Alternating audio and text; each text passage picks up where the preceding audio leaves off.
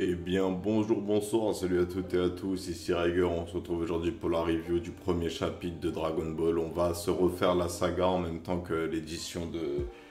c'est qui fait? L'édition de Hatchet Klena est parue. Donc le premier tome il était à 3,99 € et les tomes suivants ils seront à 8,99 €.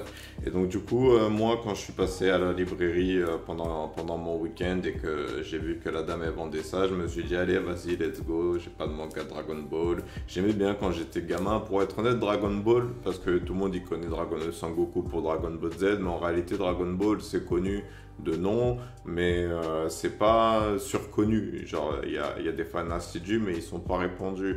Parce que c'est l'anime français de Dragon Ball Z qui a permis à Dragon Ball d'avoir du succès en France.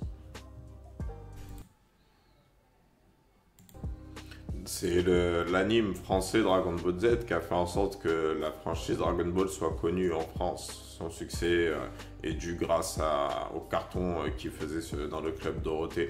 Résultat, en termes de manga papier, en réalité, Dragon Ball, c'est pas très répandu. En plus, je peux vous dire que moi, je me souviens quand j'étais enfant, j'avais des mangas Dragon Ball et Dragon Ball Z. Je me souviens qu'ils étaient en sens de lecture français, pour commencer. Comme vous savez, les mangas, ça se lit de gauche à droite. Donc, oui, si je compare à mon cahier, c'est que vous voyez, là, il s'ouvre par la gauche. Alors, de votre côté, c'est la droite. Il s'ouvre... ouais. Bon, ouais, vous voyez, il s'ouvre avec... et lui, il s'ouvre par la gauche.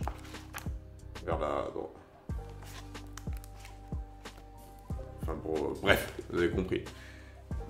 Parce que là, je suis en train de m'embrouiller le cerveau. Et donc, du coup, nous, on va lire Dragon Ball, qui n'est pas aussi connu à une époque où les personnages, on va dire, qui sont devenus petit à petit dans Dragon Ball Z secondaire, comme Shishi, Bulma, Oolong, Yamcha, même Oolong, tout ce qu'il fait, c'est boire des bières avec Tortue Géniale. Plume, qui disparaît quasiment de l'histoire, on le voit quasiment pas dans Dragon Ball Z.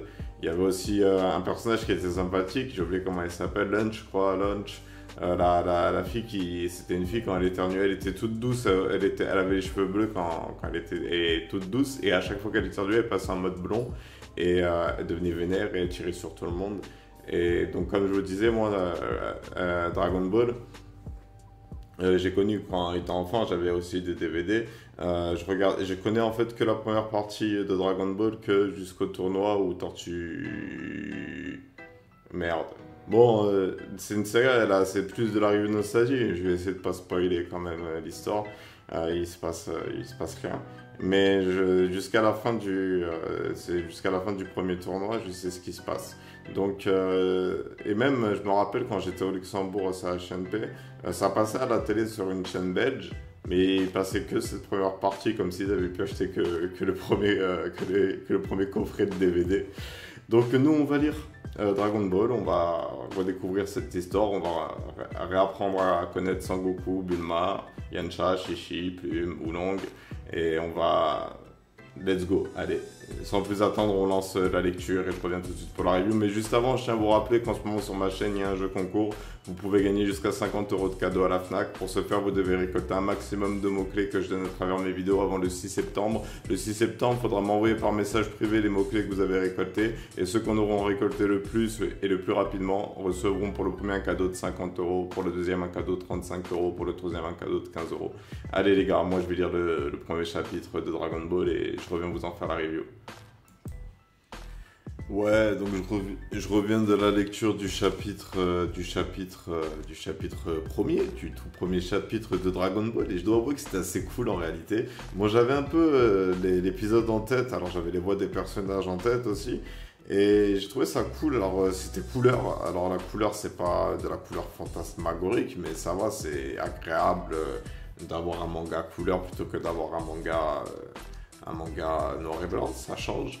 Et du coup, ouais, cette petite vague de nostalgie, elle m'a bien plu, ça m'a fait du bien. Je me suis détendu le temps de la lecture, mon cerveau il a décompressé, j'étais posé, j'étais avec Goku, j'étais avec Bulma.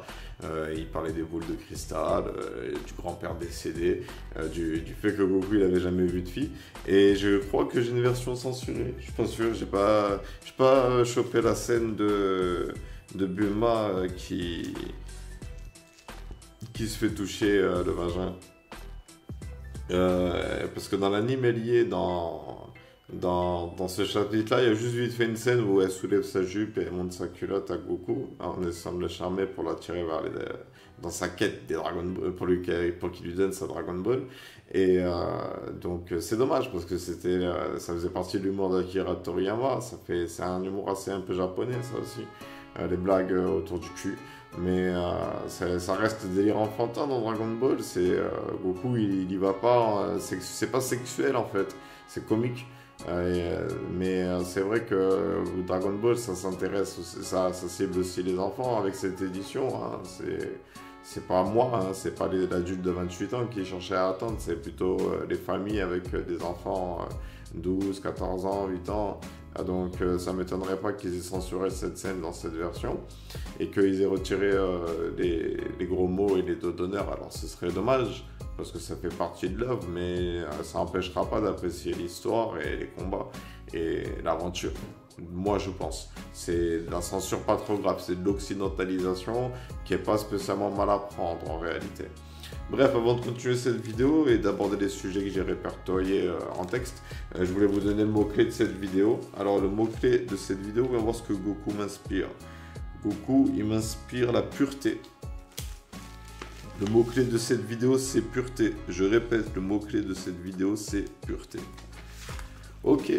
Donc pas grand chose à dire, hein. Après tout le monde connaît l'histoire, ça aurait pas de sens d'apporter une critique précise de l'histoire scène par scène de chaque case. De toute façon vous pouvez lire les cases hein, et vous faire votre propre idée de l'œuvre, hein, parce qu'une œuvre je pense que ça s'analyse pas à 100% en réalité.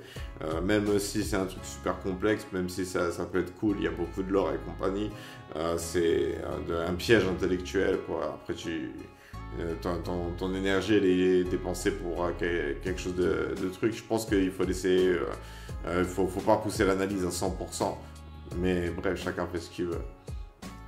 Et donc du coup ça m'a aussi fait bizarre en fait Dragon Ball Z, ce qui est marrant c'est que Goku quand il était gamin et Goku quand il est adulte ça n'a rien à voir, genre bon là il résiste aux balles quand même, mais il galère, il peut pas voler et il a un bâton magique, genre Goku il a fini le bâton magique, il l'a mis dans l'armoire et il balance des kamehameha à tout bout de champ quand il se tape, il balance des grosses patates de l'enfer, il peut détruire une planète s'il fait pas attention où il vise avec son kamehameha.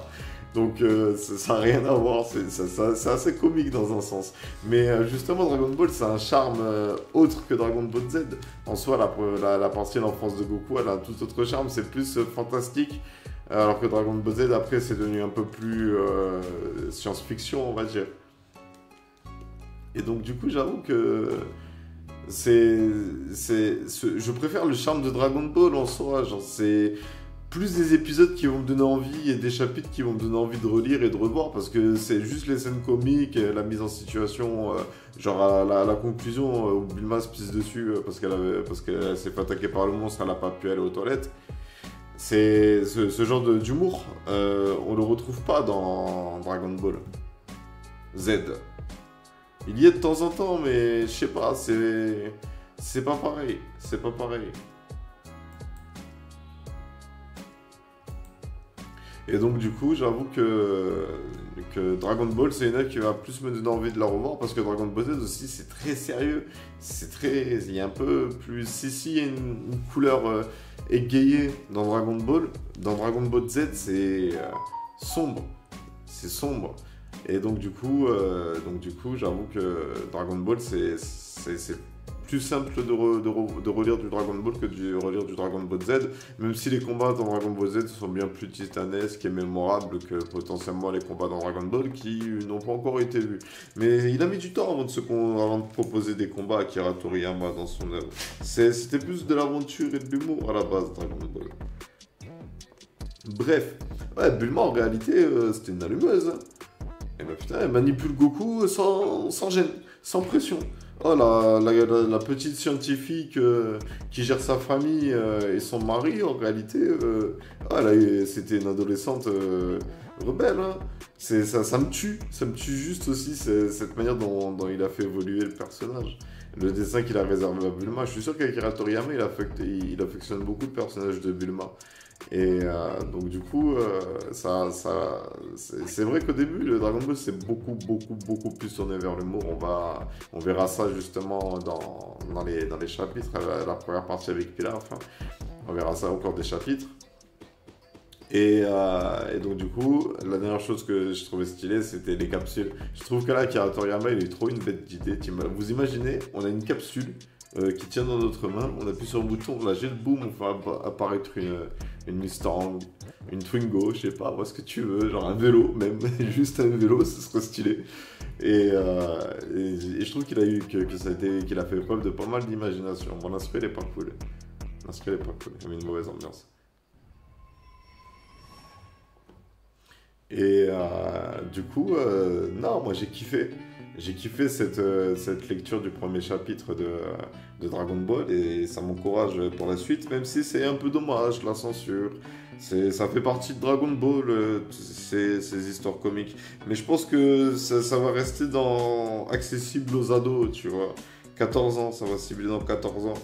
Le choix des blagues sexuelles et de l'ambiance. Parce que c'est pas non plus une bombasse, tu vois, Bulma. Hein. Elle a pas été faite pour sexualiser la femme. C'est plus un personnage comique. C'est plus un personnage comique.